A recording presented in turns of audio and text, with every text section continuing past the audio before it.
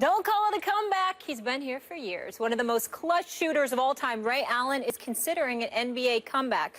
Allen told the Hartford Courant that he's been in talks recently with the Boston Celtics and Milwaukee Bucks about possibly making a cameo for the 2016-2017 season.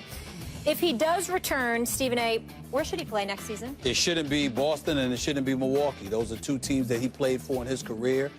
He was an absolute stud on both as far as I'm concerned. One of the greatest, if not the greatest shooter in NBA history in terms of numbers. 29, I think it's 2,973 three-pointers. He's big time. Having said all of that, if you're at this age and, you want to play with a purpose, Milwaukee ain't winning no championship. Boston, I don't care that you got Al Horford. You ain't winning an NBA championship. You're Ray Allen. You should be thinking about Golden State. You should be thinking about Cleveland. Or you should be thinking about somebody like San Antonio. That's what I believe he should do. It should be one of those three teams. I would love to see him with the Knicks, but that's... I don't even think you need San Antonio on that list. You're absolutely right. You need to be in a championship situation. Ray Allen is good for one thing right now. On a team that could get him all the way there, like he did on Miami against San Antonio. The ball gets to him, Game 7, the championship's on the line. Shoot it, Ray Allen. Otherwise, when last seen, he was a below-average player. His shooting percentage was diving already. He was already 39 years old. He's going to come back after 2 years at 41. He's there for very limited exposure. When you're on offense and you need a guy to hit a shot, why not do that for a championship contender? Much to the chagrin of my former partner, Game 6 of the finals that Miami beat San Antonio, he saved the series for the Miami Heat. Ray Allen doesn't hit that three-pointer. The San Antonio Spurs are champions. That's right. And he went to your favorite college, Stephen A. So what? And he went to, yes, he did. Let's he went say to yours. UConn Huskies. Oh, come on. Ray Allen still got a little juice, right? But he could take a shot. Yes. That's how much he could take a big shot. I feel like you're feeling better, so that's a good thing. I feel like your energy's come back throughout the show. I wouldn't even know you were sick. Listen, I got this guy yelling at me for 2 straight hours. You got to be on your toes. Don't do something to make me yell at you and you be all right. All right, I'm going to get him back tomorrow. When he takes the glasses off, you know things are getting focused. Warriors coach Steve Kerr already has his newest superstars back. Coming to his defense, Kerr says it's absurd to cast Kevin Durant as a villain because he left the Oklahoma City Thunder as a free agent and joined Golden State this summer. Telling ESPN Radio's TMI with Michelle Beadle and Ramona Shelburne. Here's more of their interview with Kerr. Honestly, to think of Kevin Durant or Steph Curry or really, any of our guys as villains, it's kind of absurd. But especially Kevin. I mean, this is one of the most likable people in the league. He's been obviously an incredible player, but just an awesome human being. And what he did in Oklahoma City was just amazing for that community. And circumstances sort of dictate, I guess, that some people are going to view him as a villain. But it's kind of crazy. It's only because, he just decided to go elsewhere to play because he wanted to change his scenery. He wanted a new challenge. More than anything, he wanted to play with our guys. He loves Draymond and Steph and Clay and Andre. He loved seeing those guys in New York. He loved seeing the chemistry that exists, and I think he really wanted to be a part of it. So, people are going to view him however they want, but I think we all know what kind of person he is and what kind of impact he's had around the league. Stephen A., is Kerr right? No, he's not. Steve Kerr is completely wrong. And I say that respectfully because I don't want to come across as somebody that's disrespecting Steve Kerr because I do respect him.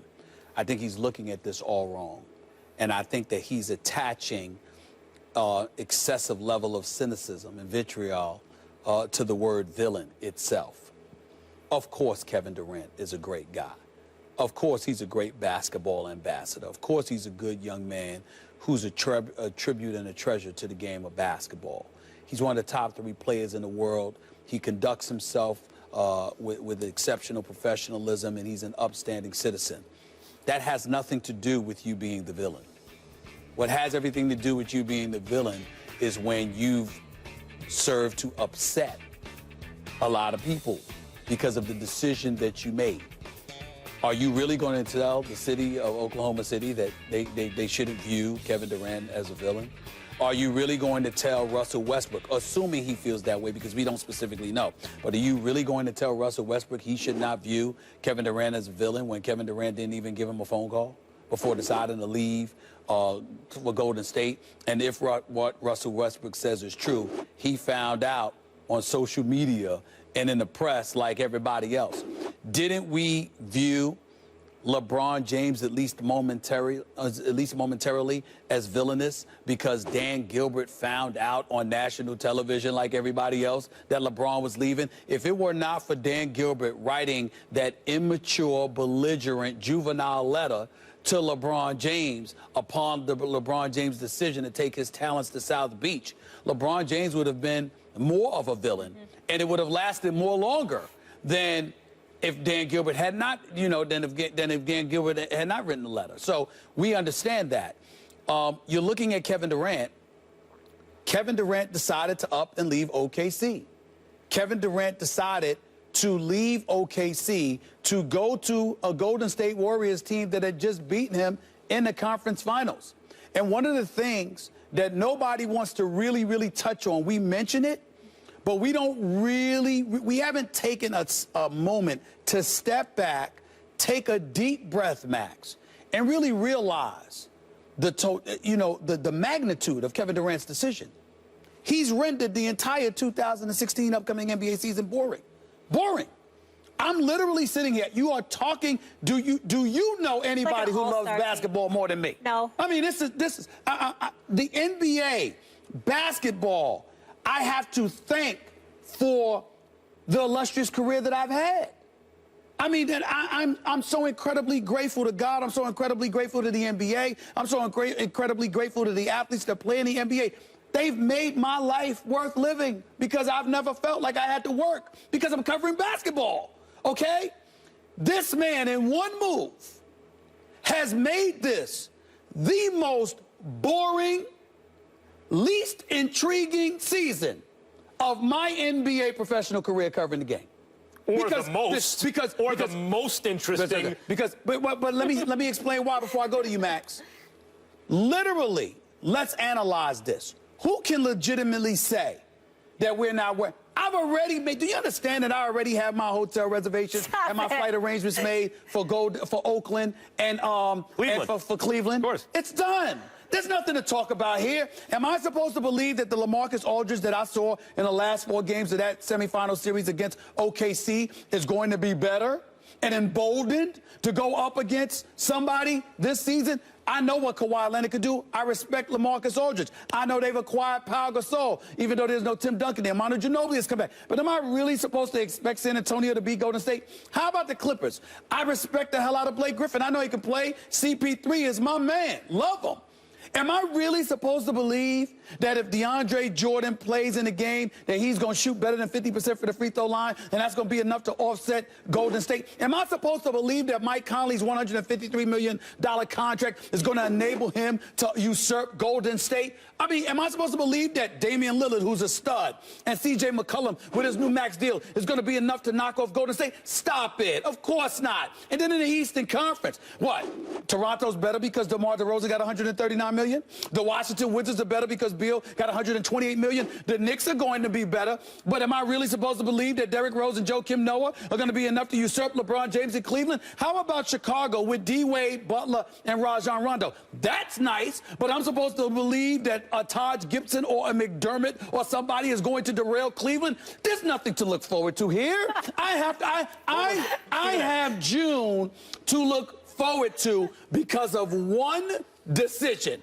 And that one decision by Kevin Durant has so flipped the balance of power in my estimation, it has stripped us of intrigue. That is enough to make you, albeit a friendly, innocuous, harmless villain, a villain nonetheless. Steve Kerr is a 6-time champion. He knows that, no matter what he says, respectfully. As you say about Steve Kerr, I want to say this respectfully because I don't want to seem like I'm disrespecting Stephen A. Smith on basketball because I respect you. But boy, are you wrong about this. Oh, Lord. I mean, Kevin Durant, a villain Because, look, when LeBron James went to Miami, he's a villain. Why? Because he wanted to go play with his best friends on South Beach and win championships. That makes him a villain. Kevin Durant going to Golden State, he's a villain. Why? Because he sees a bunch of unselfish players and wants to play in a system where he doesn't have to worry about who takes the last shot and egos and stuff. He could just fit into a system that makes him a villain.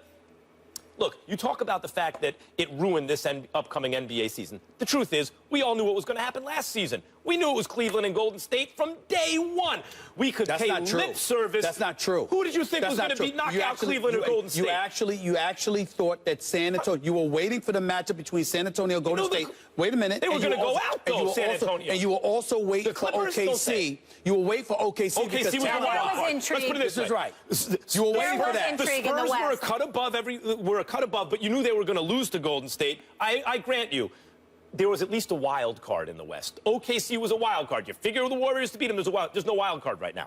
As long as everyone's healthy, we already know what the finals are going to be. There are many seasons throughout NBA history like that. That's the nature of basketball. You can pretty easily determine in the beginning of the season the super teams. Sometimes there's only one in each conference, and you know what the finals are going to be ahead of time. Very seldom is the apple cart upset in that case. So given that's the way the NBA works, you don't want to see this team? Like, I get what you're saying. You already know what the finals are going to be. But don't you want to see something that you may never have seen before? You may never see again? Apologize for interjecting. I want to explain that. Yeah. When the Lakers and the Boston Celtics were dominating the NBA, you knew the Lakers were in the West. Houston would interrupt it occasionally or whatever, but you knew L.A. What you had in the East, however, you had Jordan, but you had Isaiah and the Pistons. You had Bird and McHale before that. Philly would kind of get in there sometimes. Philly got in the mix. You see what I'm saying? And then even when Jordan and them were winning championships, the Knicks with Ewing and Oakley and those boys, because of the rough house, because of the rough house tactics and what the NBA allowed, you thought they had a chance, and then Jordan just ruined you. You thought Indiana, you had a chance. I'm sorry, Cleveland at the time, Larry Nance, Mark Price, Brad Daugherty, Greg Elon. I'm just saying, you saw all of this. What I'm saying to you is that you used the word wild card. One existed. You know why? Because at least in one conference, there was some degree of suspense. So when we looked at Kevin Durant, we said, okay, what if he goes to the Knicks? What if he goes to Miami? Then he could possibly be going up against LeBron, and that would at least make one conference intriguing. The fact of the matter is right now you have a problem because both conferences appear to have a foregone conclusion because of the move. And villainous, understand what the definition of villain in sports is. It's when you have a potpourri of individuals who are veered against you because of the decisions that you have made. That's all it is. It doesn't mean that Kevin Durant is a despicable person or anything like that. It just means that people are upset because they're like, damn, you messed up. You went to the team that beat you, and now you just completely disrupted the power structure. There's no suspense. That's all we're saying here. That's all. During Jordan's run with the Bulls, any kind of sense that there could have been a wild card out of the East was a complete illusion. You just said it, Stephen A. Smith. I'm surprised at you. You just said the names Mark Price and Brad Daugherty like they had a chance against Michael Jordan, Scottie Pippen, Horace Grant, and then later Dennis Rodman and Tony Kukoc. Let me tell you why you're wrong. Let me tell you why you're wrong. Let me tell you why you're wrong. You're lying, and I'm going to tell you how you're lying. Because back at that time, Jordan hadn't won yet. Scottie Pippen didn't even have his migraine. After the first one. He didn't even have his migraine headache yet. So when Brad Daugherty and Mark Price and all, yes, Cleveland was perceived as having a chance. After they won the title, the Knicks, they were perceived as having a chance. No. I'm not talking about the first. I'm not talking about after the Bulls won the first time. The title. The title. No. You're talking about after that. It was a wrap. I'm saying the Warriors already won one. Cleveland, the Warriors and Cleveland have been trading titles the last 2 years. I can tell you right now. No wild card existed back then, I can tell you right now, even after Jordan won the title, after he won 3, everyone felt, or 2 rather, a lot of people felt like, because of the roughhouse tactics that were still allowed with Mason and Oakley and Ewing and Harper and Starks and the crew, the Knicks had a chance. Because you and me are Knicks fans, and we drank the Kool-Aid. We had no shot. I just can't see you so sad about the NBA. It's like a kid who found out Santa isn't real. Last year you were so fired up. Let me just say this. No, we have to go to break. Go. All right. Okay, sorry, guys. We'll do it. Okay, here's the thing. if you know the preconceived, like it's already going to be the finals, Cleveland versus Golden State. In that case, which I agree is the case, and it's sometimes the case in NBA, at least make those two teams as amazing as possible, go. so we get the super fight in the finals. Close to storyline in all of the NBA. Russell Westbrook, what is he going to do, especially when he goes against Golden State? That's it.